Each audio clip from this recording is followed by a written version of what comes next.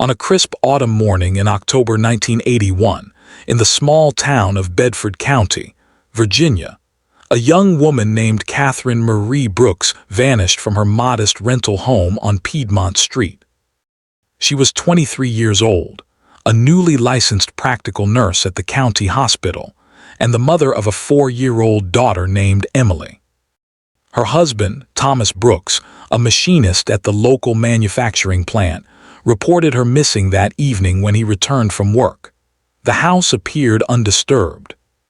Her purse sat on the kitchen counter. Her car remained in the driveway.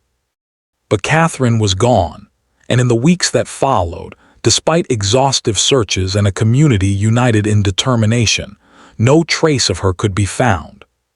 For 43 years, her disappearance remained one of Virginia's most perplexing mysteries. Then, in March 2024, an arrest was made that would shake Bedford County to its foundation.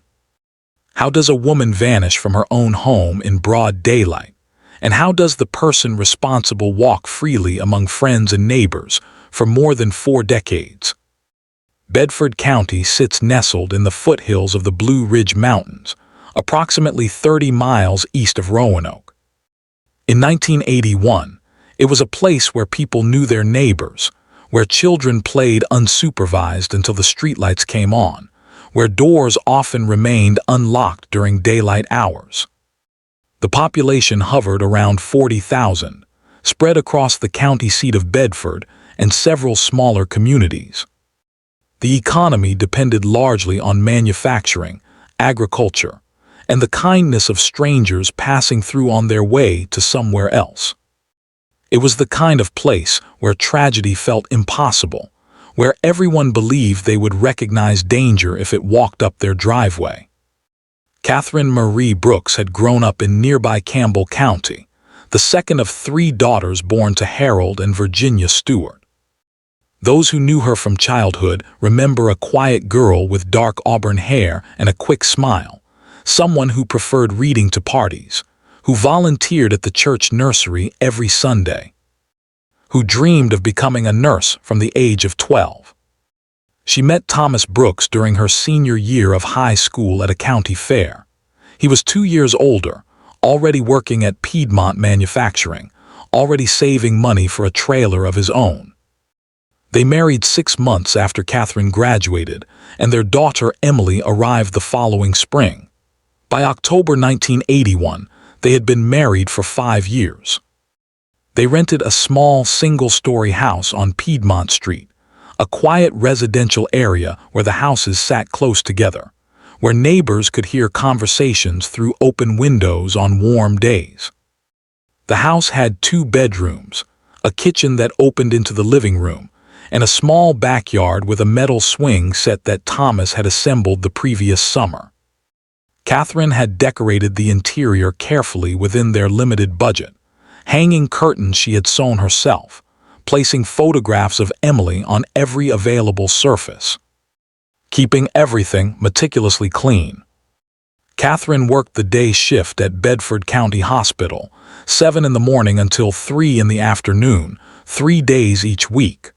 On the days she worked, Thomas's mother would watch Emily.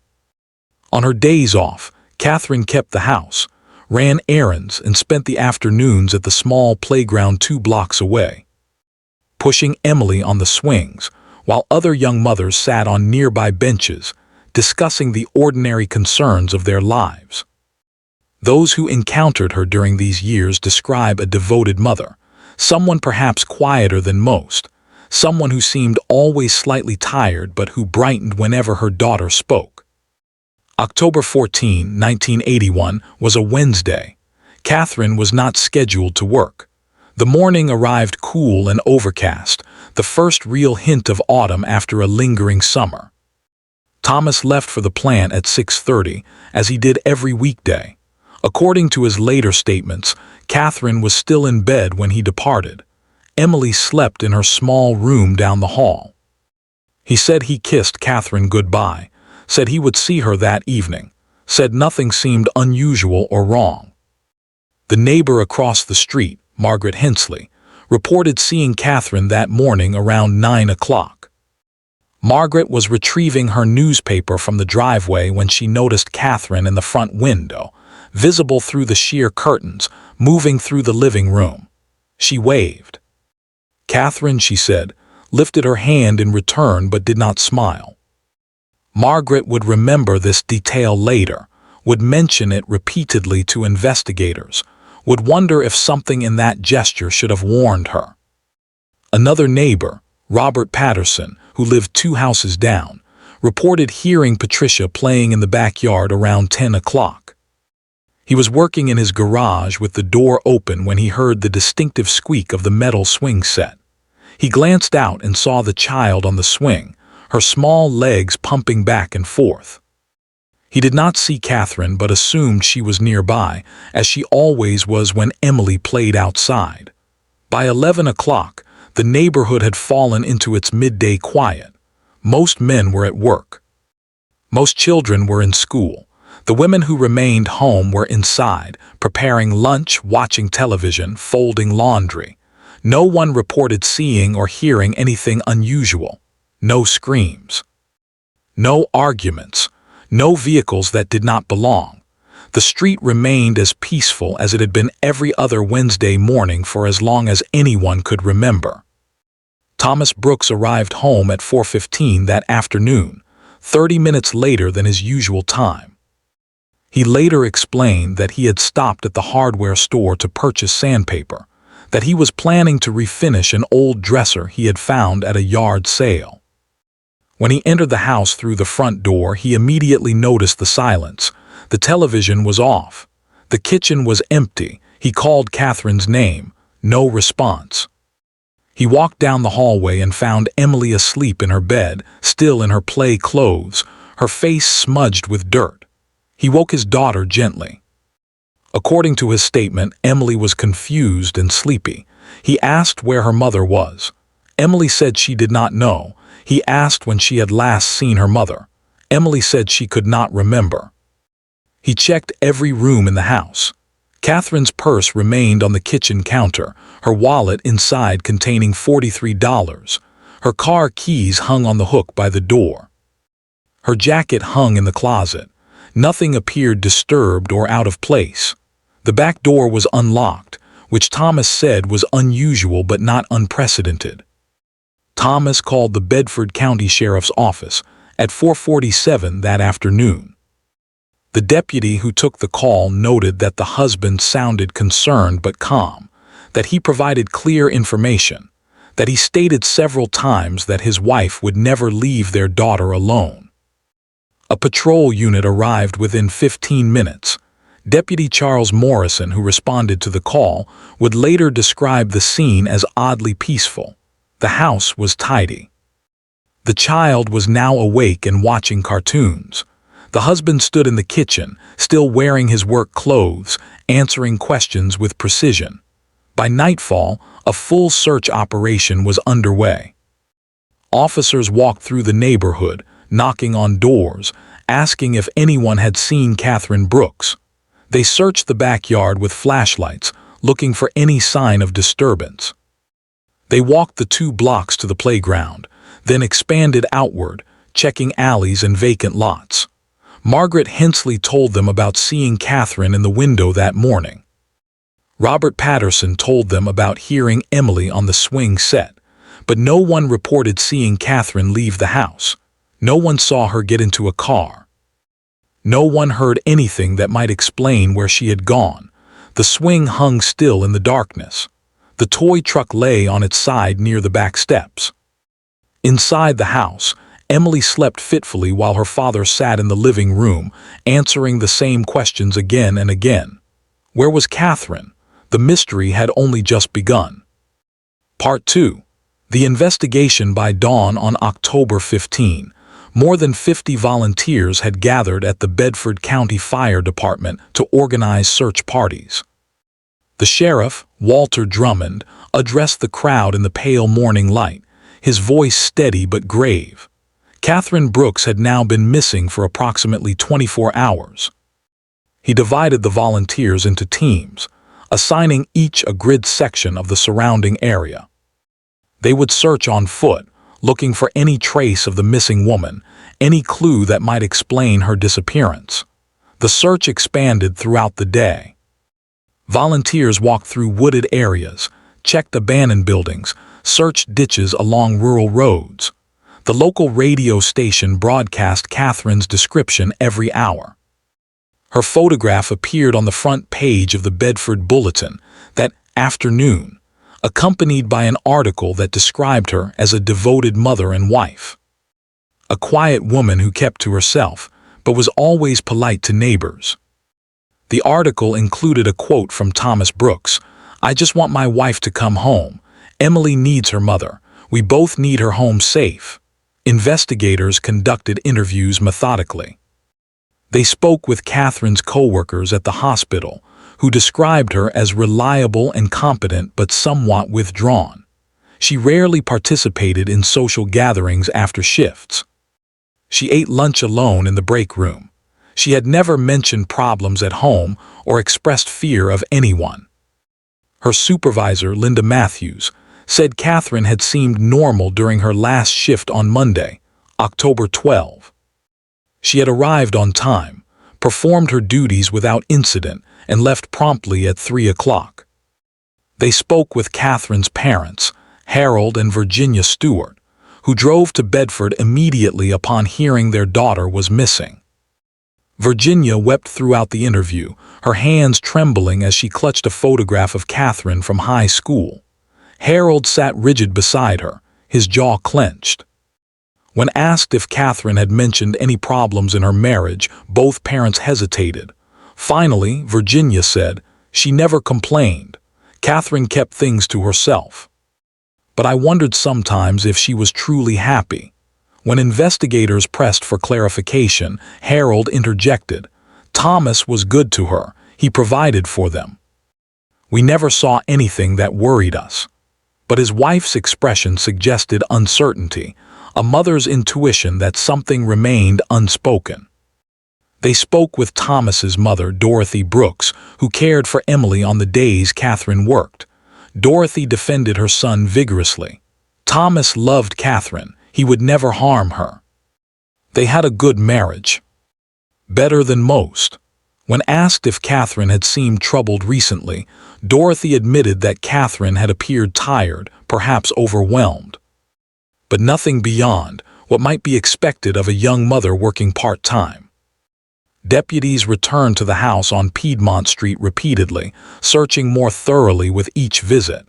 They found no signs of forced entry. The windows were intact. The doors showed no damage to the locks or frames. In the bedroom, Catherine's clothes hung neatly in the closet. Her toiletries remained in the bathroom. A load of laundry sat in the washing machine, never transferred to the dryer. In the kitchen, 2 coffee cups sat in the dish drainer, both clean and dry. Deputy Morrison noted in his report that Thomas Brooks had remained remarkably composed throughout the ordeal.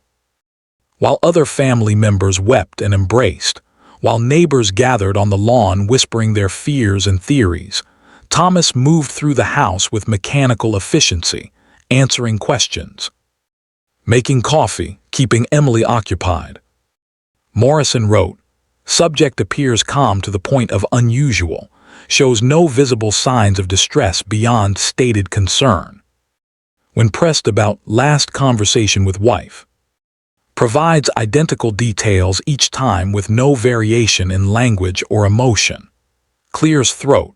Those who knew him said Thomas had always been a measured person, not given to displays of emotion. Someone who approached problems logically rather than emotionally." His coworkers at the manufacturing plant described him as reliable, quiet, someone who kept his personal life separate from his work life. He had never called in sick. He had never mentioned marital problems. On the morning of October 14, he had arrived at work at his usual time, had clocked in at 6:53, had worked his full shift without incident. But investigators began noticing small inconsistencies. Thomas stated he had stopped at the hardware store after work on the day Catherine disappeared. The store clerk, when questioned, could not definitively remember whether Thomas had been there that day. The receipt Thomas provided showed a time stamp of 3:57, which would have been consistent with his timeline. But the clerk served dozens of customers each day and could not recall the specific transaction. Thomas stated that the back door was unlocked when he arrived home, which he found unusual. But neighbors reported that Catherine often left the back door unlocked during the day, particularly when Emily was playing in the yard. Margaret Hensley mentioned seeing the door standing open on warm afternoons. This contradicted Thomas's characterization of the unlocked door as unusual. Thomas stated that Emily was asleep when he arrived home, that she could provide no information about her mother's whereabouts. But the child was 4 years old enough to remember significant events, old enough to describe what had happened during the day. When a child services specialist attempted to interview Emily gently, the girl became quiet and withdrawn. She would not answer questions directly. She drew pictures instead, images of houses and people and trees, her small hand gripping the crayon tightly. By the end of October, the search had covered more than 30 square miles. Bloodhounds had tracked Catherine's scent from the house to the backyard, where it stopped abruptly near the swing set. They could not pick up the trail beyond that point. This suggested either that Catherine had gotten into a vehicle there or that something had happened to her in the immediate vicinity. But no vehicle tracks marked the ground. No blood evidence was found. No signs of struggle disturbed the grass. The case began to shift. What started as a missing person investigation gradually transformed into something darker. Deputies whispered quietly among themselves about the husband's odd demeanor, about the lack of physical evidence, about the child's silence. But without a body, without witnesses, without any concrete indication of foul play, they had no grounds for an arrest. The investigation continued, but momentum slowed. Days turned into weeks, weeks into months. By December, the case had grown cold. The volunteers stopped searching. The newspaper stopped running updates. The community, while still concerned, turned its attention back to ordinary life. Christmas lights appeared on houses along Piedmont Street. Snow fell lightly, covering whatever traces might have remained. And Catherine Marie Brooks remained missing, her fate unknown, her family left waiting for answers that seemed as though they might never come. Part 3. The silence in February 1982, 4 months after Catherine's disappearance. Thomas Brooks moved with Emily to a rental house in the neighboring town of Forest. He told acquaintances that the house on Piedmont Street held too many painful memories, that Emily needed a fresh start, that he needed to focus on providing stability for his daughter. The move was quiet, accomplished over a single weekend with help from his brother. Few neighbors noticed their departure. For those who have ever doubted someone you love, who have felt suspicion growing like poison ivy in the foundation of trust, the following years in the Brooks household would have felt unbearably familiar. On the surface, Thomas maintained normalcy. He continued working at the manufacturing plant. He enrolled Emily in elementary school. He attended parent-teacher conferences alone, explaining each time that his wife had left, that they were managing fine without her, that Emily was adjusting well. Teachers noted his dedication, but also his emotional distance, the way he discussed his daughter's progress as though reading from a technical manual. Emily grew from a 4-year-old child into a quiet, serious girl who kept to herself. Other children invited her to birthday parties, but she rarely attended. Teachers observed her drawing during recess instead of playing, creating elaborate scenes of houses and families, her crayons moving across paper with unusual intensity. In 3rd grade, her teacher, Mrs. Patricia Coleman, noticed that Emily never drew her mother. When asked about this, Emily responded simply, "I don't remember what she looked like." Thomas remarried in 1985. The woman was named Janet Marshall, a cashier at the grocery store where Thomas shopped. She was a widow with no children of her own, someone who seemed grateful for companionship, someone who asked few questions about the past. They married quietly at the county courthouse with Emily as the only witness. Janet moved into the house in Forest and attempted to establish a relationship with her new stepdaughter. But Emily remained distant, polite but unreachable, a child who had learned to keep herself carefully guarded. Catherine's parents, Harold and Virginia Stewart, visited Emily monthly during these years, despite Thomas's obvious discomfort with their presence. They would arrive on Saturday mornings and take their granddaughter for lunch, then to the park. Desperate to maintain connection with the child, who represented their last link to their missing daughter. Virginia brought photograph albums, showing Emily pictures of Catherine as a young woman, attempting to keep her daughter's memory alive in the mind of a child who seemed to be forgetting. During one visit in 1987, when Emily was 10 years old, Virginia noticed her granddaughter had become even quieter than usual. They sat on a bench near the playground, watching other children climb and swing, and Virginia asked gently if everything was all right at home. Emily stared at her shoes for a long moment before responding, "Sometimes I have dreams about Mommy." When Virginia asked her to describe the dreams, Emily said, "She's calling for me. But I can't find her. She's somewhere dark." Virginia reported this conversation to the sheriff's office, but without new evidence, investigators could do little but add the information to their files. Thomas's marriage to Janet lasted 9 years. Neighbors in Forest rarely saw the couple together. Thomas worked long hours, often volunteering for overtime. Janet kept the house and tended a small garden. Emily moved through adolescence quietly, earning acceptable grades, joining no clubs or sports teams, counting down the days until she could leave. Those who encountered the family during these years described them as functional but hollow, people occupying the same space without truly connecting. A household built on foundations of unspoken knowledge. In 1994, Janet filed for separation. She told her attorney that she could no longer live in a house filled with silence, that Thomas never spoke about his first wife but seemed haunted by her absence, that Emily looked at her with barely concealed resentment.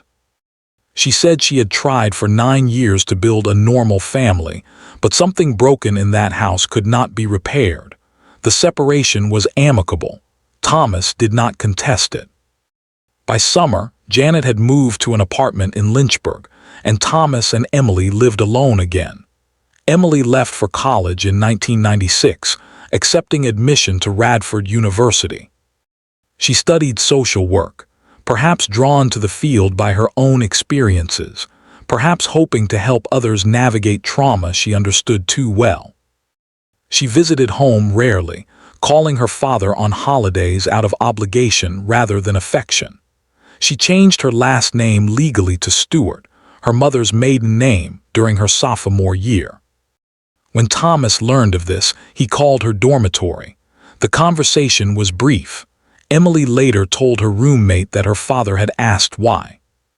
She had responded, "Because Brooks isn't who I am." For those who have experienced estrangement from family, who know the specific pain of severing ties with someone you once depended upon, Emily's decision would resonate deeply. But she did not fully cut contact. Something kept her tethered, some unfinished business, some question that demanded eventual answering. Thomas continued living in Forest, now alone, his life reduced to work and solitary evenings. Coworkers noted he had grown even more withdrawn, speaking only when necessary, eating lunch alone in his truck. He dated occasionally but never seriously. He mentioned his first wife only when pressed, stating simply that she had left, that he had never heard from her again, that he assumed she had started a new life somewhere else. The Bedford County Sheriff's Office maintained the case file, but with no new leads, it remained filed under unsolved disappearances. Investigators who had worked the original case retired. New deputies joined the force who had never heard of Catherine Brooks. The case became a footnote, a tragic mystery from decades past, a cautionary tale that older residents might mention when discussing how the world had changed, how even small towns were not immune to darkness. But Emily had not forgotten. She graduated from college in 2000 and moved to Richmond, establishing distance from Bedford County but never quite escaping its gravity. She worked as a counselor for at-risk youth, helping children navigate trauma and displacement. She married briefly but divorced within 3 years. Friends described her as compassionate but guarded, someone who excelled at helping others while keeping her own pain carefully contained. On quiet evenings, Emily would sometimes drive the 90 miles back to Bedford County. Parking across the street from the old house on Piedmont Street, where she had lived for the first 4 years of her life. The house had been repainted. New families had lived there, unaware of its history. But Emily would sit in her car as darkness fell, staring at the small backyard where the swing set had once stood, trying to retrieve memories that existed more as feelings than images. She remembered laughter. She remembered her mother's hands, strong and gentle. She remembered the day everything changed, remembered details she had been too young to understand at the time, details that had lived in her subconscious for decades, waiting for her adult mind to make sense of them. Part 4. The revelation. In November 2023, Emily Stewart made an appointment with the Bedford County Sheriff's Office. She was now 46 years old, a composed woman with her mother's auburn hair and a determination that had been building for decades. She met with Detective Sarah Chen, who had recently been assigned to review cold cases as part of a statewide initiative to re-examine unsolved disappearances using new forensic techniques. Emily sat across the desk from Detective Chen and said, "I need to tell you what I remember about the day my mother disappeared." For the next 2 hours, Emily described memories that had crystallized over years of therapy and reflection. She remembered being in the backyard on October 14, 1981, playing on the swing set. She remembered her mother calling to her from the house, telling her to come inside for lunch. She remembered walking into the kitchen and seeing her father there, home early from work, standing with her mother. She remembered the tension in the room, the way her mother's face looked frightened. She remembered her father's voice, calm but cold, saying, "Take Emily to her room." She remembered her mother kneeling down, hugging her tightly, whispering, "I love you, baby. Remember that I love you."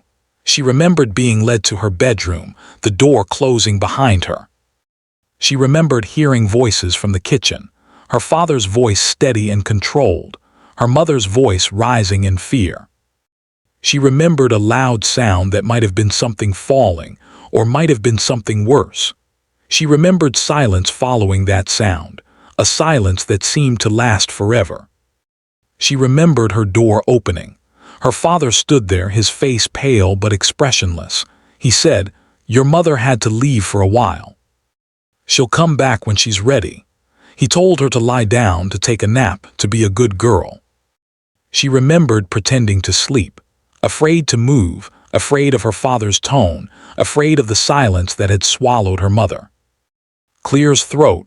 Detective Chen listened without interruption, taking notes, recognizing the significance of what she was hearing. Child witnesses are notoriously unreliable, their memories easily influenced or distorted. But Emily was no longer a child. She was an adult woman who had spent years in therapy, carefully reconstructing fragmented memories, understanding the difference between what she actually recalled and what she might have imagined. Her account was detailed, specific, consistent with the timeline established 42 years earlier. Detective Chen reopened the investigation formally in December 2023. She reviewed the original case files, reading through decades of reports and witness statements. She noted the inconsistencies that earlier investigators had observed but could not prove. She contacted the Virginia State Police, requesting assistance with advanced forensic analysis. She obtained a warrant to search the property in Forest where Thomas Brooks still lived, now 72 years old and retired from the manufacturing plant. The search occurred on January 18, 2024. Officers arrived at dawn, armed with ground-penetrating radar and a team of forensic specialists. Thomas answered the door in his bathrobe, his face registering surprise but not panic. He allowed the search without protest, stating he had nothing to hide, that he had cooperated fully with investigators 40 years earlier and would do so again. The search team focused on the property's grounds, particularly areas near the foundation and under outbuildings.